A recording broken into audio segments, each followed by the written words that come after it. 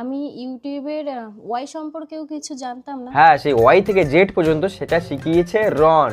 আর তুই তার নামেই বদনাম করছিস যে আমার চ্যানেল ও নিয়ে নিয়েছে। আরে রন তোর আগের থেকেই ফেমাস ছিল। আমি ইউটিউবে আসার আগেও টিকটকে ভিডিও বানাতাম। হ্যাঁ, কেমন ভিডিও বানাতো একটু তোমরাও দেখো যে কেমন টিকটকে ভিডিও বানাতো। তখন একদম ছোট ছিল। বাচ্চা না, চৌবাচ্চা ছিলি।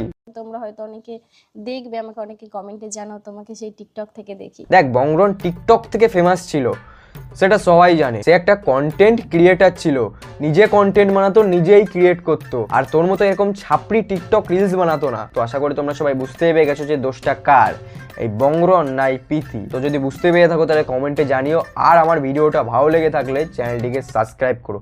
তো আজকের ভিডিওটা এই পর্যন্তই। আশা করি আমার ভিডিওটি ভালো লেগেছে। যদি আমার ভিডিওটি ভালো লেগে থাকে চ্যানেলটিকে সাবস্ক্রাইব করো, অল নোটিফিকেশন অন করো, আর দেখতে থাকো প্রতিনিয়ত আমার এমনই ভিডিও। তো আজকের মতো বাই।